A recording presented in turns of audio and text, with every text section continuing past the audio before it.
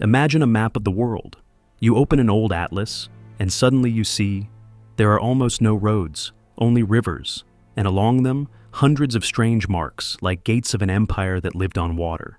This is the story of the River Gates of Tartaria, how one empire lived on water, not roads. In old photos, you see huge stone stairs going down into the river, massive piers, crane beams, and today, all around them, a quiet village and one rusty bridge. No one remembers a great city here, but the stone says something else.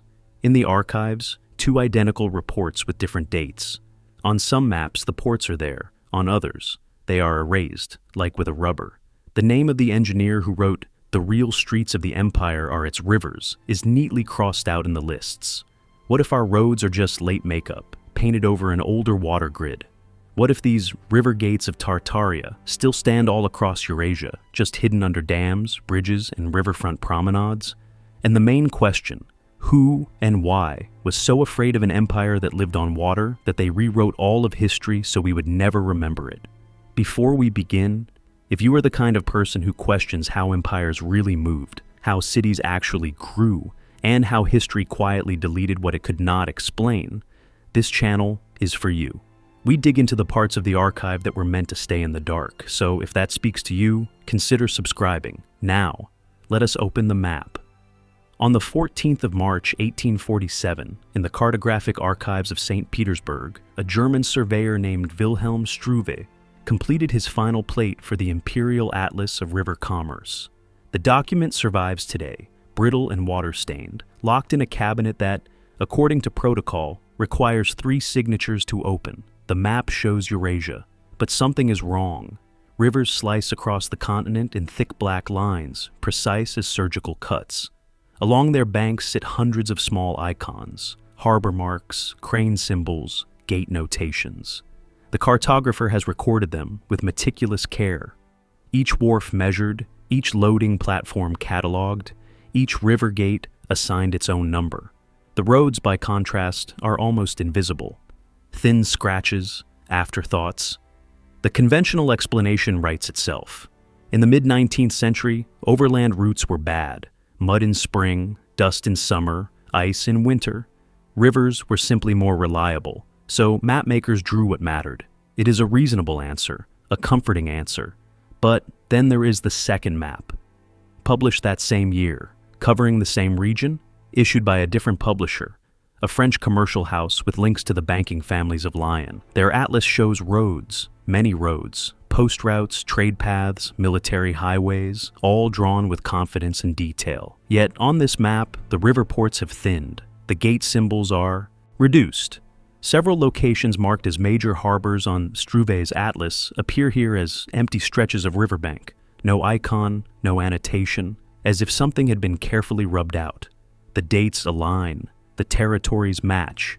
Both cartographers worked from the same imperial surveys, the same geodetic baselines, the same official data. So, which map is lying? Or, more precisely, which version of the truth was someone trying to bury? In the margin of Struve's original atlas, a detail noticed only in 1987 during a conservation project, a pencil note appears. The handwriting belongs to a later archivist. The exact date is unknown. It reads, "See also, River Infrastructure Survey, 1831 to 1844. Files transferred, restricted. No such survey exists in the public catalog. That reference appears nowhere else. 14 years of systematic documentation, river gates, harbor depths, loading capacities, crane specifications, all marked as transferred, restricted, and then gone. The official story is simple and confident. First, rivers served commerce. Then railways came. Then highways. Progress moved from water to land. River ports declined naturally, casualties of efficiency and modernity. Yet the pencil note survives. The missing survey shadows the catalog. And 2 maps from 1847 tell opposite stories about the same empire. History remembers progress, but forgets what it replaced. What if the roads we trust were painted over something older? What if our highways and rail lines are not the skeleton of civilization, but cosmetic work laid across a body that was already dying?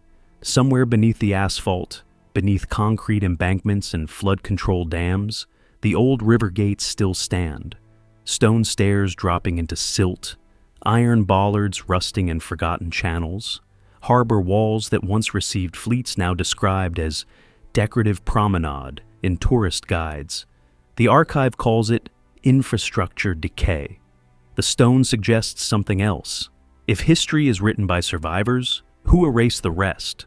The photograph arrived at the Imperial Geographic Society on the 3rd of September, 1883. No letter came with it. No return address. Only a short caption typed on the back. Provincial landing stage, town since destroyed. The print itself is slightly faded at the edges, as if it had already lived another life before someone dropped it into an official envelope. The image shows a river gate of extraordinary scale. Stone stairs descend in wide terraces toward the water. 17 steps visible, each broad enough for 3 men to walk side by side. Iron bollards line the wharf, spaced at precise, almost mathematical intervals. A heavy crane beam projects over the river, its gearing still clearly visible. In the background, loading platforms run along the bank, their foundations cut from the same pale granite blocks, squared and dressed with industrial precision. This is not a village pier. It is infrastructure built for tonnage, for fleets, for an empire that measured its wealth in cargo holds, draft depths, and the number of holes tied to a quay at once. Every detail in the frame speaks of scale, the thickness of the stone, the size of the ironwork, the way the platforms stretch out of shot as if the camera could not fit the whole structure in. Yet the caption insists the town was destroyed, and the land behind the wharf stands empty. No rooftops, no church spires, no warehouse walls, just level ground and a thin line of birch trees bending in what must have been an autumn wind. If there was once a dense urban quarter here, it left no trace strong enough to register in the photograph, only a void behind the monumental front. The photograph survives in the Society's uncatalogued collection, far from the main reading room. It sits in a gray cardboard sleeve, filed under Miscellaneous, River Structures, Provenance Unknown. There is no acquisition note, no donor name, no explanation of why such a striking image never made it into the official albums of imperial glory. Decades later, a small group of researchers tried to pin the scene to a real landscape. They studied the granite, they traced the particular arrangement of stairs, they measured the angle of the crane beam from the shadows. They cross-referenced hydrographic surveys, compared geological profiles, and pored over railway maps from the 1890s, looking for a place where all these clues overlapped. They found it. A village of perhaps 200 souls on a tributary of the Volga. The name appears on modern maps in tiny letters that most drivers would never notice. The people there farm sunflowers and keep a few cattle. There is one paved road, one small bridge, rusted at the joints, spanning the slow brown water. A bus comes twice a week if the weather and the timetable cooperate. The locals tell a simple story. It was always a quiet place, they say. Never a city. Never important. The old stones by the river? Some kind of decorative project, maybe. A lord's whim. Nobody remembers who built them when they went up, or what they were really for. The past here is reduced to shrugged shoulders and half-forgotten tales. But the stones remember. The stairs are still there. Although the lowest steps now lie under silt laid down after a dam was completed in 1957. The bollards survive, 3 of them, torn from the quay and reused as fence anchors in a farmer's yard a short walk away. The crane beam disappeared sometime in the Soviet period, almost certainly melted for scrap during the war. But its mounting brackets still jut from the granite, weathered and streaked with rust, yet unmistakable. An engineer who visited in the spring of 2004 took fresh measurements of the foundations. His report, printed in an obscure regional journal with a circulation of a few hundred copies, concluded that the wharf could have handled vessels up to roughly 40 meters in length. The stone cutting showed tool marks consistent with industrial-scale quarrying. The iron fittings matched metallurgical standards from the early 19th century, not village blacksmith work, but factory production from a centralized supply system. This was not a lord's fancy. This was a node in a network. The question that troubled the engineer, and that troubles anyone who stands on those half-buried steps, is brutally simple. Where did the city go? It was not wiped out by war. No recorded battles took place here. It was not abandoned because of plague. Parish records list births, marriages, and deaths without interruption. It was not drowned before the dam. The photograph from 1883 already shows bare land behind the wharf, long before any reservoir rose. The port was built for a city that either vanished before the camera arrived or never existed on land at all. Some researchers, working from fragmentary hints, propose a different picture. What if the city that used this gate was not a fixed settlement tied to streets and plots? What if it floated? River traders in the 18th and 19th centuries sometimes spent their entire lives on water. Barge families, floating markets, whole communities that tied up at river gates to trade, repair, and rest, then slipped away with the current when the work was done. They left no stone foundations because they did not need them. They built no city walls because the river itself was their main street and their border. When they disappeared, squeezed out by railway tariffs, taxed into ruin, conscripted into factories, or forced to settle on land, they left behind only the gates where they once moored, stone witnesses to a world that wrote almost nothing down because everything it owned could, at any moment, raise anchor and drift out of sight. The archive calls this place a village. The photograph calls it something else. If history is written by survivors who erase the rest, his name appears for the first time in a personnel ledger dated 1839, initials only, KVM. Position: Assistant Surveyor, River Infrastructure Division, Ministry of Internal Affairs. Salary: modest. Duties: unspecified. As if the details were important enough to hide, but not important enough to explain. For the next 12 years, those initials surface in dozens of documents scattered across 3 imperial archives. Budget requests, technical memoranda, inspection reports. Always in the margins, always referenced, never fully named. It feels as though someone wanted his work preserved, but his identity kept at a distance, visible in ink, blurred in memory. In 1844, KVM submitted a report to the ministry's Transportation Committee. The document survives in fragments. Water damage claimed the first 2 pages.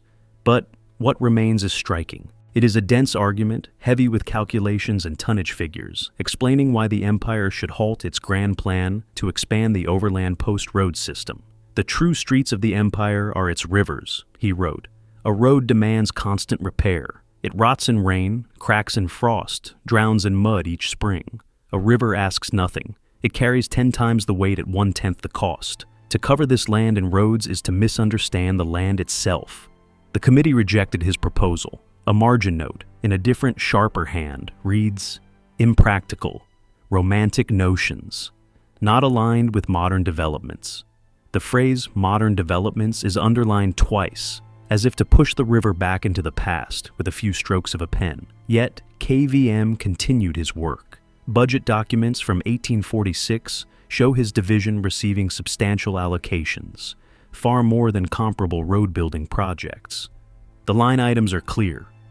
River gates, dredging operations, standardized wharf construction, channel deepening. The money flowed, at least for a while, in the same direction as the currents he defended. Then, in 1851, something shifted. A new budget appears in the archive, same categories, same line items. But the figures have been altered. Pencil corrections, later traced over in ink, redirect funds away from river infrastructure and toward railway expansion. The original numbers remain faintly visible beneath the revisions, like a ghost ledger layered under the official one. Someone moved nearly 40% of the river budget into a different column, and KVM's initials crossed out. A single neat line through each mention, precise and deliberate. No explanation, no transfer notice, no promotion or demotion, no death record. After a dozen years of steady presence, the man simply ceases to exist in the paperwork. The last document bearing his mark is a letter to a colleague in the Geodetic Survey. It was never sent, found decades later, folded and forgotten inside a bound volume of unrelated maps. The tone is tired, almost resigned. "They do not see what we have built," he wrote. "They see only what they wish to build next. The rails will come, the roads will follow, and in one generation, no one will remember that an empire once moved on water. They will walk on stone and never ask what lies beneath." The letter breaks off mid-sentence. The final page is missing. Who was KVM? His full name appears nowhere in the surviving records. Pension lists from the period show no matching initials.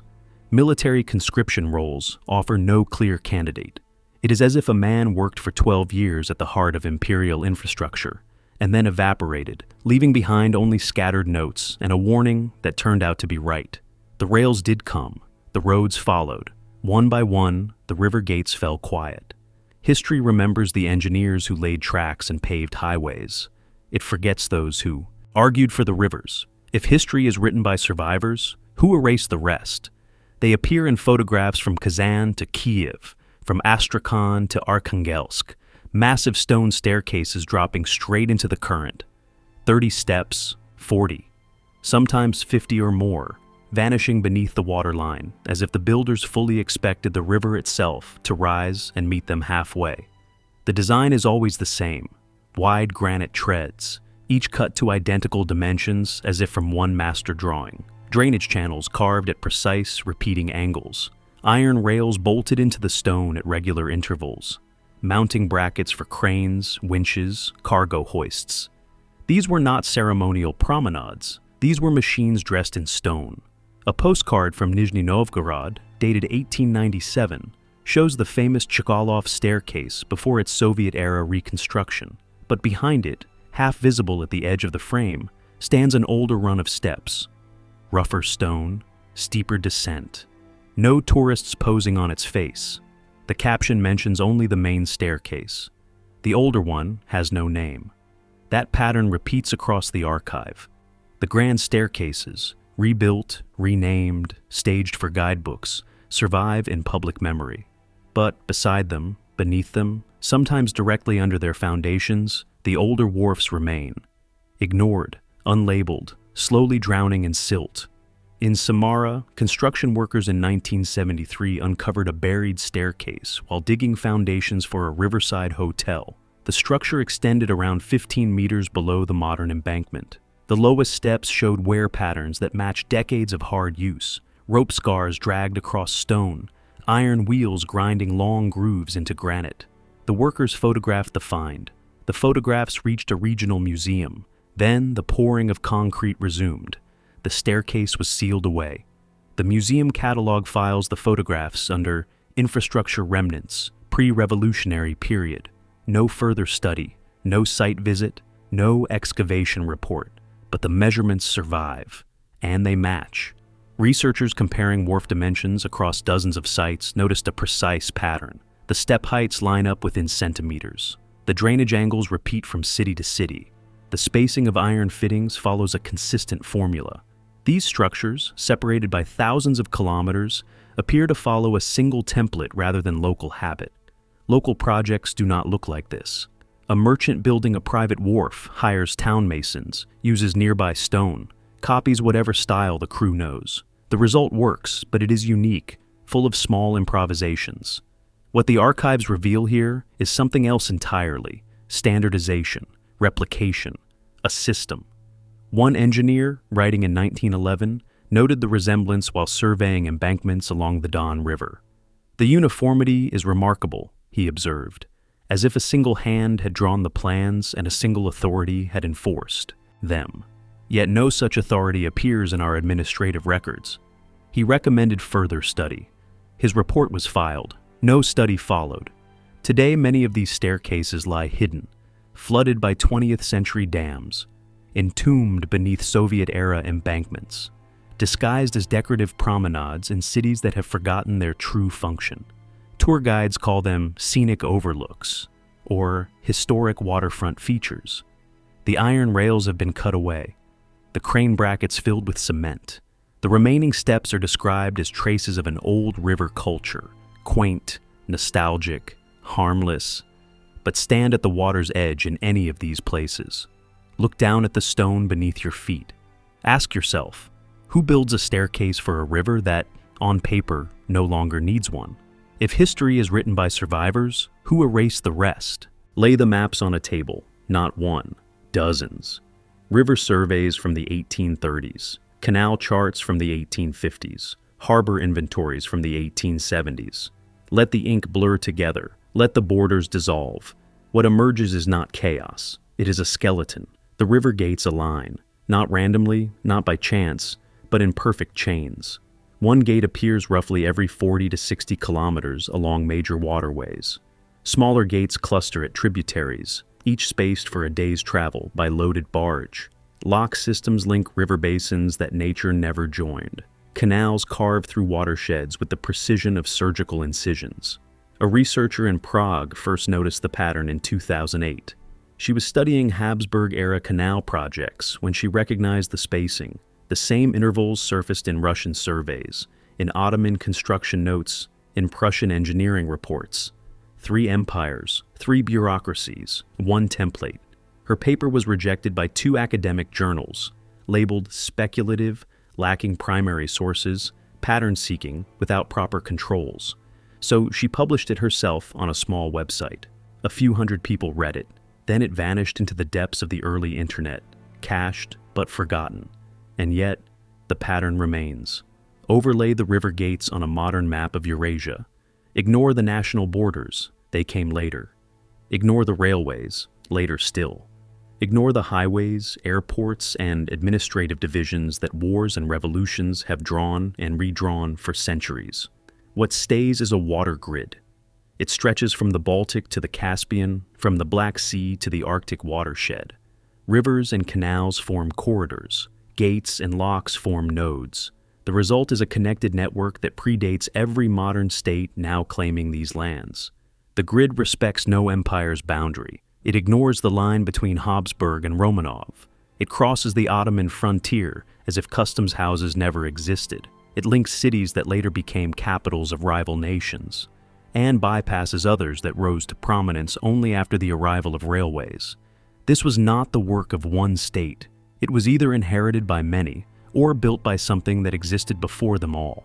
Official histories explain canal construction as a set of separate national programs.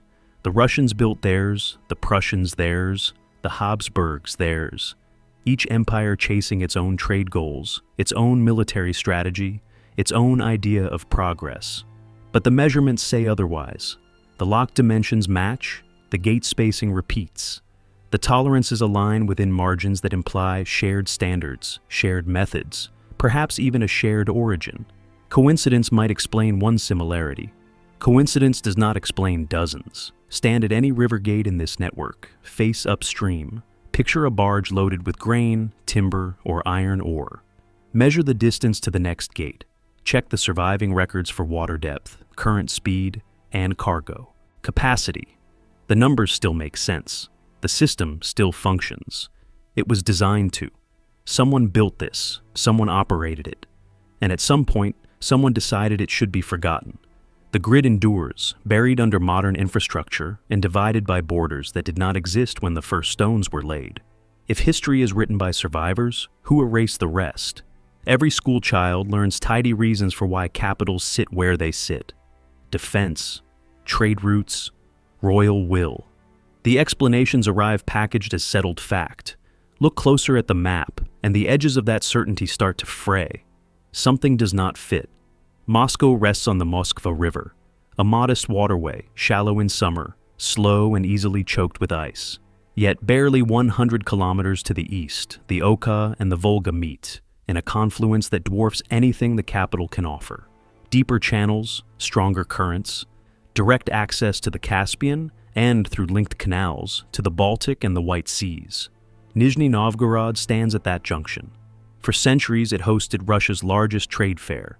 Millions of tons of cargo passed through its wharfs. Merchants from Persia, China, and Central Asia crowded its riverfront each summer. Its gates could receive vessels that would ground in minutes on the shallow stretches near Moscow. Yet Nizhny Novgorod never became the capital. Moscow did. The pattern repeats across the continent. Budapest straddles the Danube at a natural crossing point. But upstream, the river town of Esztergom served as Hungary's capital for centuries, until political power drifted away from water and toward land. Vienna grew strong on a tributary of the Danube rather than on the main channel itself. The greatest river ports of the Habsburg world slipped into provincial status. The administrative centers moved inland, away from the old water highways. In the Ottoman sphere, Istanbul controlled the Bosphorus, a water gate of almost unmatched strategic value. Yet, even there, the empire's river infrastructure withered while the capital gazed outward to sea lanes and caravan roads. Danube towns that once fed Constantinople with grain and timber slowly emptied. Their wharfs fell quiet. Their names faded from imperial correspondence, relegated to the margins of tax lists and garrison reports. Freight ledgers from the 1840s tell a stranger story than the textbooks. Tiny port towns with small populations handled more tonnage than cities 10 times their size. A village of perhaps 2,000 souls might process 50,000 tons of cargo in a single season. A regional capital with grand boulevards and ministry buildings might manage only a fraction of that volume. Wealth moved through the river gates. Political power settled somewhere else. The usual explanation points to railways. Once tracks could haul goods faster than barges, river ports supposedly lost their edge. Cities that landed early rail connections grew. Those bypassed by, the lines shrank. Progress, we are told, simply chose new winners. But the dates make careful readers uneasy. In many regions, the decline of river ports begins before railways arrive. Budgets are cut, engineers reassigned, dredging schedules quietly canceled. Stonework starts to crumble while surveyors are still arguing over where to lay the first tracks. It was not that railways suddenly killed a healthy river system. Something had already started to walk away from it. Some historians suggest motives that are less technological and more political. River trade is hard to control. Barges can move at night. Cargo can be shifted between holes midstream. Skippers know the side channels and backwaters better than any customs officer. For a state that wants tight grip over commerce, movement, and population, roads and rails are far more convenient.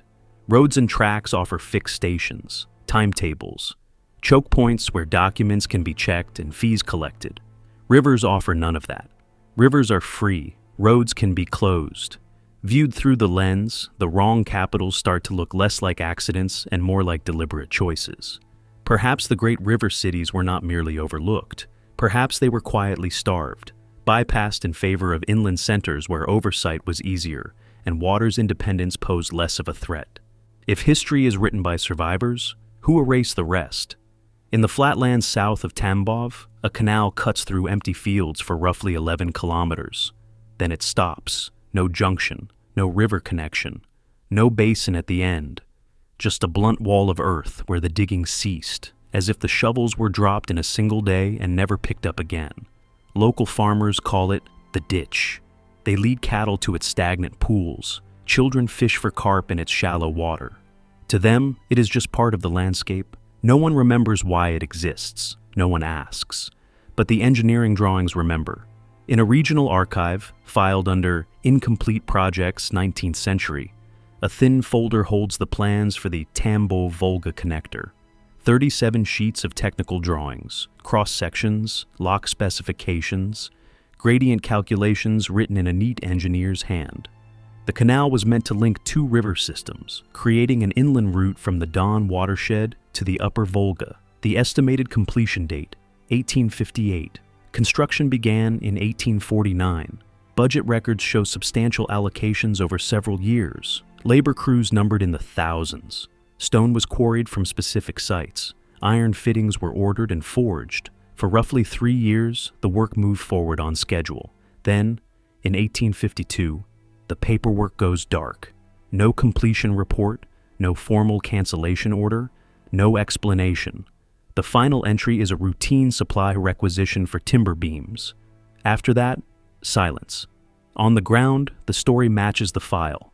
The canal simply ends. 11 kilometers of finished channel, 2 completed locks, their mechanism still buried beneath more than a century of sediment.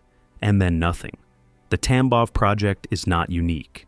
Across Eurasia, similar orphan canals appear on old surveys. Channels that begin in marshland and die in forest. Locks built to join waterways that never met. Harbor basins carved out beside rivers that no longer flow in their old beds. The pattern points not to clumsy failure, but to interruption. Not to impractical dreams, but to work cut short. In Ukraine, the remains of a canal system near Kremenchuk show the same fingerprints. precise stonework, standardized dimensions, engineering quality on par with the finest imperial projects. Yet the system was never brought online. Official histories dismiss it as an ambitious but impractical scheme. The surviving evidence pushes back. A hydrological study carried out in 1978 analyzed the Kremenchuk fragments. The engineers concluded that, if completed, the system would have created a navigable route from the Dnieper to the Donets basin.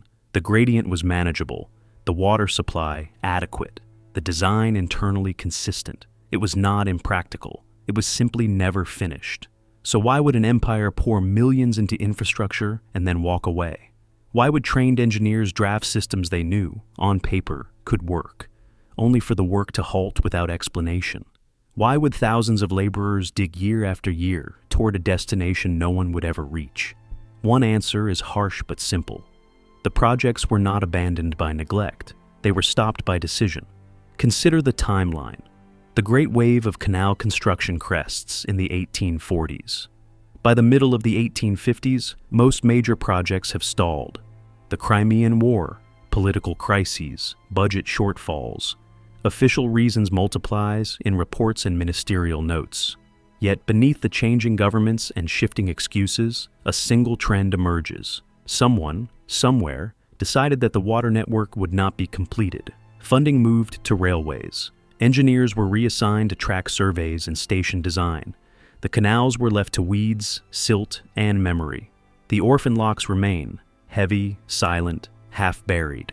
Stone monuments to a future transport grid that was mapped, begun, and then deliberately denied. If history is written by survivors, who erase the rest? The ports are too large. The cities are too small.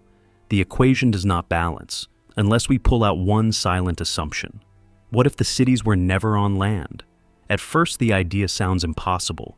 Cities, we are taught, need foundations, streets, walls, permanent buildings that do not drift with the current. Everything we think we know about civilization starts with solid ground, but the evidence keeps refusing that rule.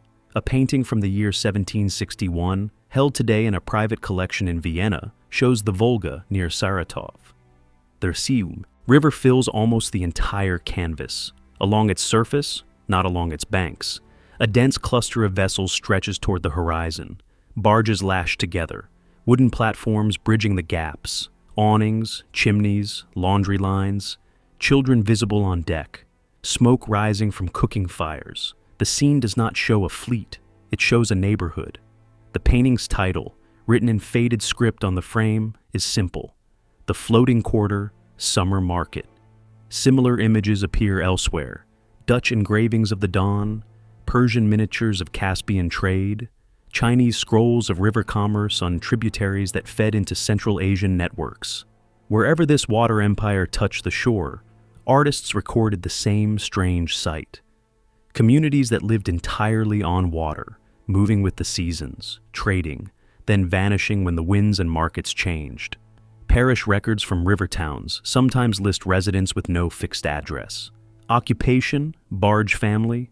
Residence, the river. Census takers complain in their notes that these people are impossible to count.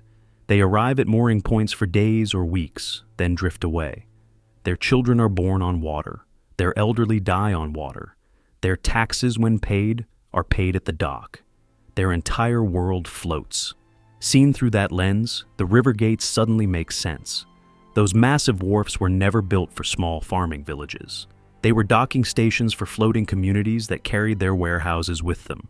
In a single season, one gate might receive hundreds of vessels, an entire district arriving by current, doing its business, then sailing out of sight. When the floating quarters moved on, they left nothing behind but stone.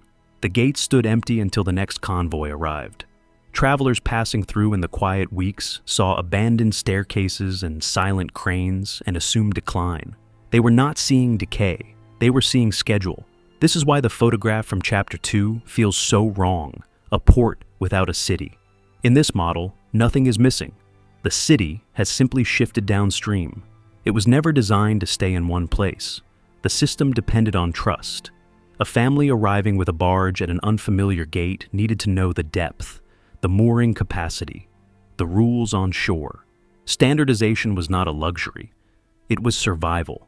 A uniform network meant any vessel could dock at any gate and find the same clear signals: step height, bollard spacing, crane fittings. The floating world relied on the fixed points being predictable. When the gates fell silent, that world lost its anchor points. Railways could not carry homes built on hulls. Roads could not host a warehouse that moved with the tide. The new infrastructures, tracks, highways, fenced depots, served those whose wealth sat on land. The water people owned nothing but current and cargo. They broke apart. Some settled on shore, turning into farmers, dock workers, factory hands. Some retreated up narrow tributaries and survived as small fishing communities. Some simply fade from the records altogether, their way of life no longer visible to a state that counts only streets and plots. An empire that lives on water leaves almost nothing when it dies. No neat rows of ruins, no clear street plans, only the gates where it once stopped to rest.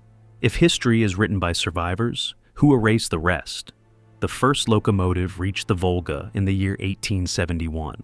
It pulled a string of freight cars loaded with grain from the interior. A brass band played on the platform. Officials read speeches from prepared notes. Newspapers the next day announced the dawn of a new age. On the river below, a line of barges waited at the gate. Their captains watched the celebration in silence from the wheelhouses. They knew exactly what that locomotive meant. They had seen it coming for years. The railways did not appear overnight. Their arrival was telegraphed decades in advance. Survey teams hammered stakes into frozen ground. Clerks negotiated land purchases. Politicians argued in parliament and in the press. The captains and merchants who lived on water watched the lines creep steadily closer on each new map. Some tried to adapt. They shifted part of their cargo to rail depots, accepting lower margins and longer paperwork. Others filed petitions, insisting that river transport remain cheaper and more efficient for bulk goods. They argued with numbers, not nostalgia. The petitions went nowhere. One by one, the advantages tilted. A government circular from the year 1869 states the new policy with perfect bureaucratic calm. River transport, while historically significant, presents challenges of taxation and regulation incompatible with modern administrative requirements. Rail networks offer predictable scheduling, fixed routing, and simplified customs enforcement. The circular does not praise steam. It does not speak of speed. It does not compare costs. It speaks only of oversight. Barges moved at night. They could change course at tributary junctions without leaving a mark. Cargo could be offloaded at unmarked points along empty riverbanks. A captain who knew his channels could, in theory, move goods from the Caspian to the Baltic without passing a single staffed customs post.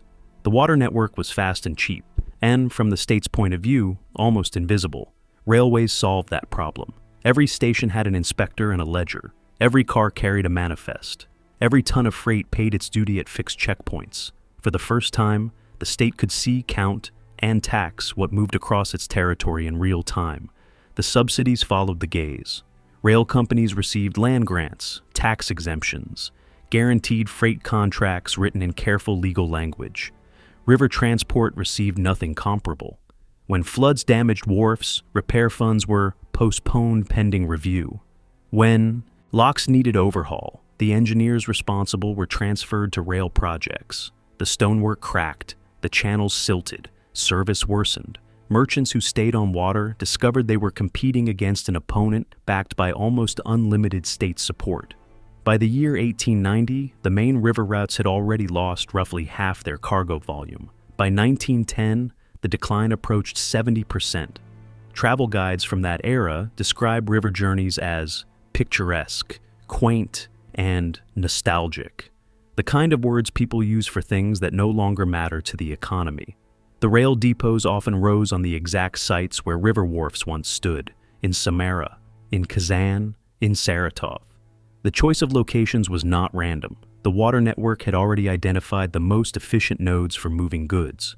The railways simply took those same points, paved them, and built over them, erasing the old infrastructure while borrowing its geographic logic. Old photographs capture the handover. In one frame, a river gate crowded with barges and cranes. In another, taken a decade later from the same angle, A rail terminal dominates the horizon. The stone stairs are buried. The crane brackets are gone. Only the curve of the shoreline betrays that it is the same place. The replacement was not a slow, natural shift. It was systematic, directed, close to total.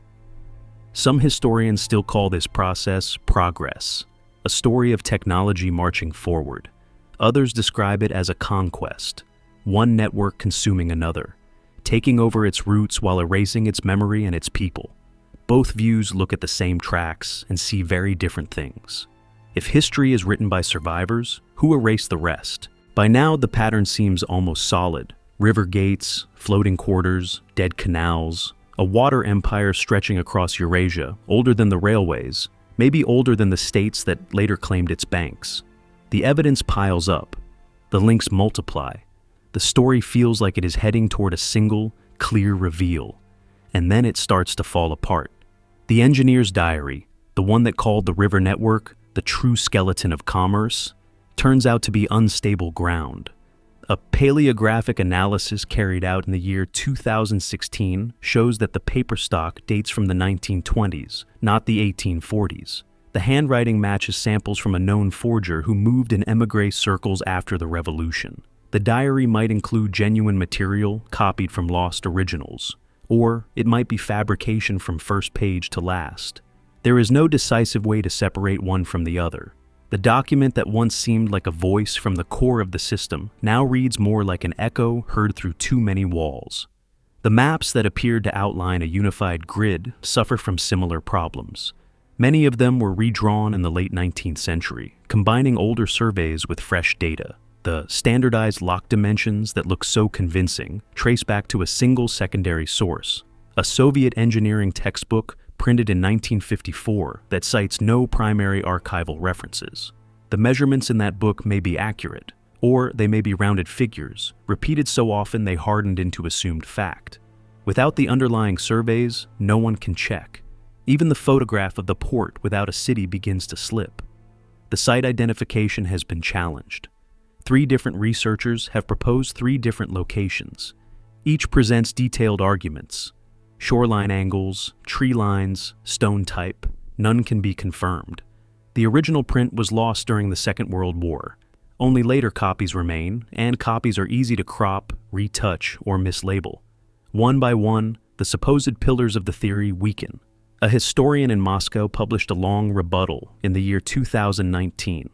The canals we labeled orphaned, she argues, were in fact documented local projects, shut down for ordinary reasons. Budget cuts, engineering mistakes, shifts in trade. The missing river infrastructure. Survey from 1831 to 1844 never existed as a single work. The pencil note in Struve's atlas she shows was added by a cataloger in the 1970s, referring to a completely different archive. Even the initials KVM, she suggests, do not point to one hidden mastermind, but to at least 3 separate officials with overlapping service.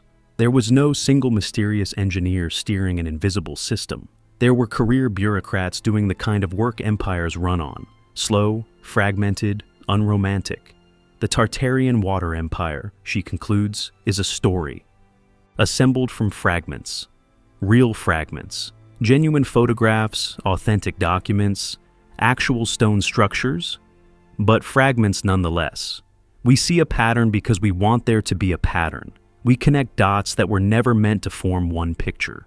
The criticism is not easy to brush aside.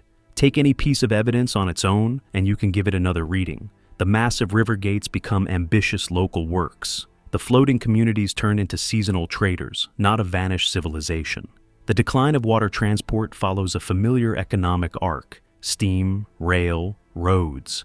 The railways win because railways in many ways work better. In that view, there is no conspiracy and no deliberate erasure. There is only the slow entropy of history, old systems wearing out, new ones taking their place, paperwork lost, memories blurred. Perhaps we have been chasing ghosts. Perhaps the water empire is a story we reach for because the alternative, that progress is messy, change is unplanned, and nobody is truly in control, is harder to sit with than the idea of a hidden design. The stones, as always, stay silent. They do not confirm the grand theory. They do not tear it down. They simply endure. If history is written by survivors, then maybe, in some cases, there is no neat act of erasure at all, only a long, quiet failure to remember. The camera arrives at dusk, a slow pan across still water, reeds bending in a wind that carries almost no sound, a stone staircase sinking into the shallows, its lowest steps lost beneath a thin skin of algae. No barges, no merchants, no crowds unloading cargo under crane beams that have long since disappeared. This is what remains. This is what we are left with. The theory has buckled. The neat pattern we thought we saw has cracked. The supposed smoking gun dissolves under closer study. The grand story of a hidden water empire, erased by a careful conspiracy, shrinks into something smaller, messier, harder to name.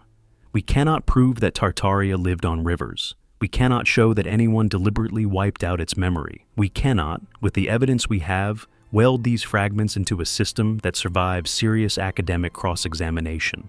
And yet, the stones are real. Whatever story we attach to them, whichever empire we choose to credit, the granite does not care.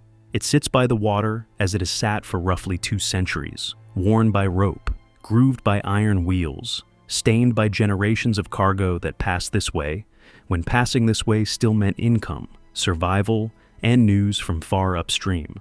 An old man in a village near Saratov once told a researcher something that never made it into any official paper.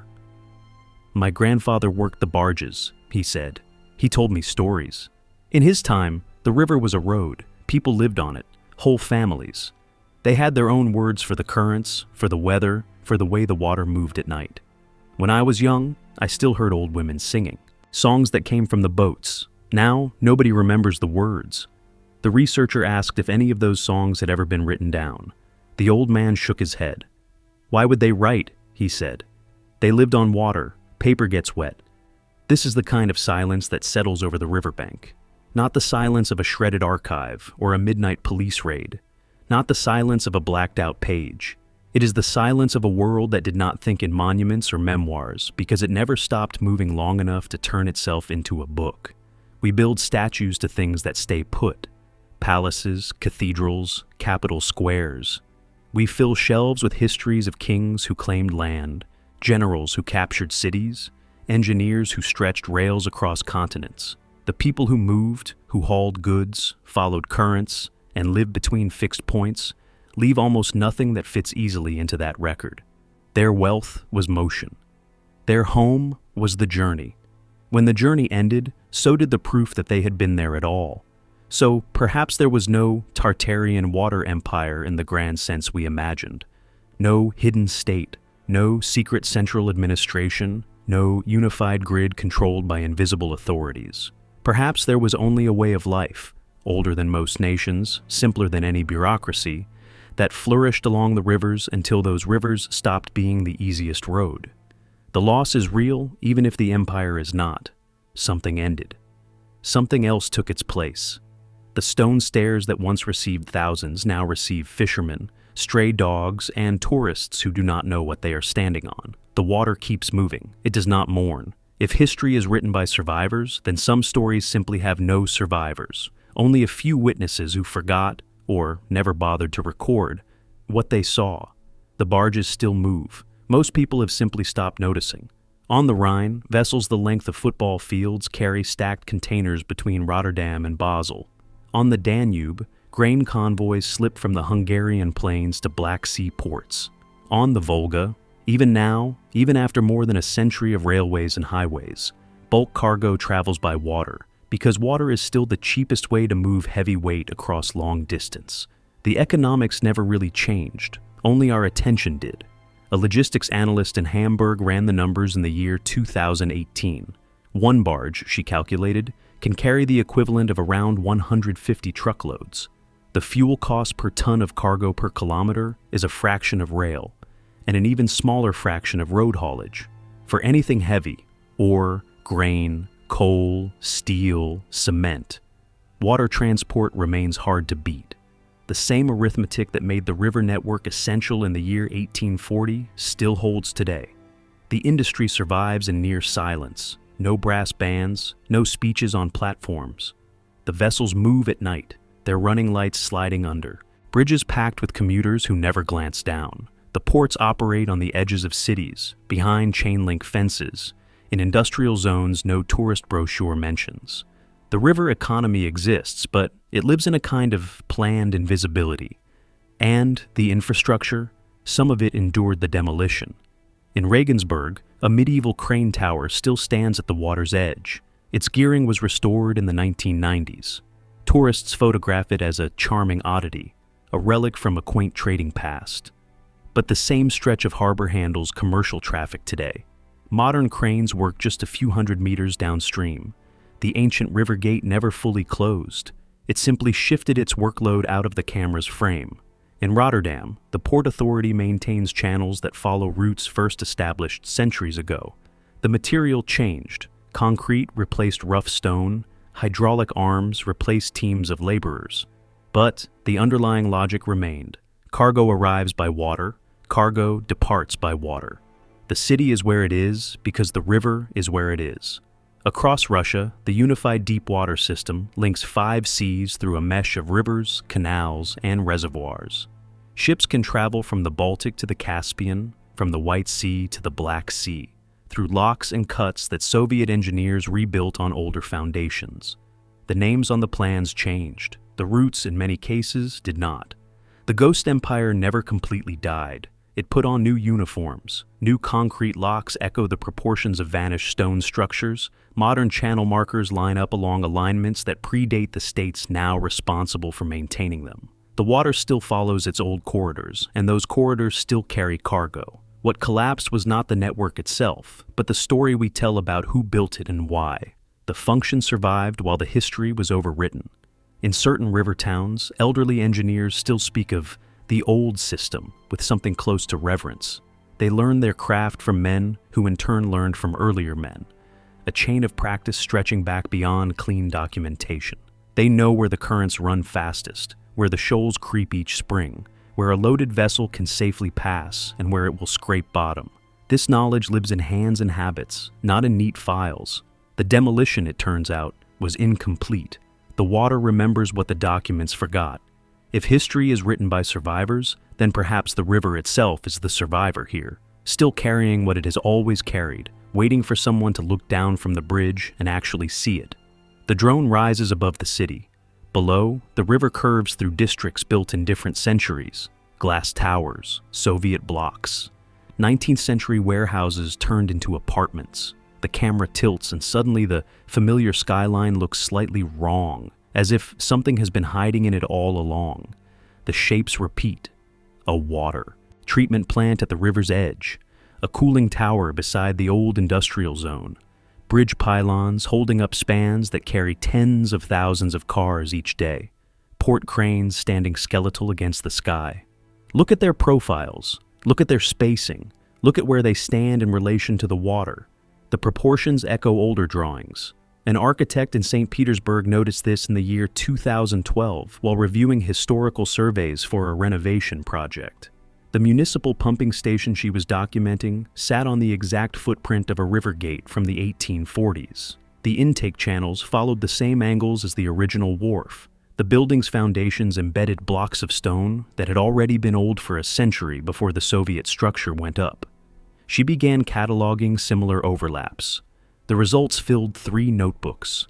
Across the city, modern infrastructure clustered where old river gates once stood. Power substations, water facilities, telecommunications hubs. The new systems had grown on the bones of the old, following routes first laid out when the river was still the main artery for everything that moved. City planners rarely name this continuity. Their maps show current zoning, current utilities, current traffic flows. The historical layers sit off the page, buried in archives that development offices never open. Yet the pattern keeps showing through, like an older sketch under fresh ink.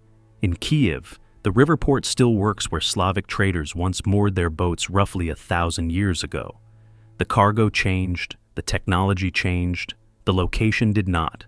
Satellite images revealed that the modern container terminal hugs shoreline contours established long before anyone thought to draw a precise map. In Belgrade, the confluence of the Sava and the Danube hosts a dense knot of roads, railways, pipelines, and data cables. That concentration is not random. This was a river gate before it was anything else. The modern city simply stacked new layers on top without ever truly erasing the first purpose of that place. A geography professor at Moscow State University published a study in the year 2020, tracking where major urban infrastructure sits along Russian rivers. His language was careful, academic, full of cautious phrases, but the numbers were blunt. Roughly 73% of major utility installations along the Volga Basin occupy sites already marked on pre-railway river surveys. The correlation is far too strong to dismiss as chance. The river gates did not vanish. They changed form. Walk through any old river city with fresh eyes. Find the exact points where water meets stone. Look for the places where pipes emerge, where cable bundles dive into the ground, where the city's hidden systems briefly surface before disappearing again. Those are the gates, still working, still carrying essential flows, not of grain and timber now, but of electricity, water, and data. The empire of water did not end. It sank into the background. It traded stone arches for concrete shells and steel towers. It powers the lights above your head at this moment. If history is written by survivors, then perhaps some survivors hide in plain sight, wearing concrete instead of granite, carrying current instead of cargo. The stones did not quarry themselves. The iron did not shape itself. The canals did not dig themselves. Behind every gate, every staircase, every lock mechanism, there were hands. Thousands of them. Millions, perhaps, across the centuries and across the continent. Their names almost never appear in the archives. A construction ledger from the Mariinsk Canal system, dated 1823, lists labor expenses in careful columns. Rubles for food, rubles for tools, rubles for workforce maintenance. The workers themselves appear only as counts, 347 in April, 291 in May. The reduction is never explained. Death, desertion, reassignment, illness. The ledger does not say. The ledger does not care. These were not engineers, not surveyors, not officials with initials preserved in memoranda. These were peasants, conscripts, convicts, migrants from villages emptied by drought or debt. They carried stones on their backs. They stood waist-deep in freezing water to set foundations. They inhaled lime dust and coal smoke. They died of cholera, of exhaustion, of accidents no one bothered to describe in ink. The river gates are their monuments, unsigned, unacknowledged, built by the forgotten for the benefit of those who would later forget them too. In the Volga region, an oral historian spent 12 years collecting stories from families who still remembered the water life. Her recordings, never formally published, sit on cassette tapes in a university basement. The voices on them are old now. Many speak from a past that no longer exists. Many of the speakers themselves are gone. One woman recalled her great-grandmother, the daughter of a rope maker, who grew up on a barge near Kazan. She never learned to walk properly on land, the woman said. Her legs were made for decks, for the rocking. When they forced her family ashore, when the kolkhoz took everyone, she kept falling. She said the ground was wrong. She said it did not move the way it should.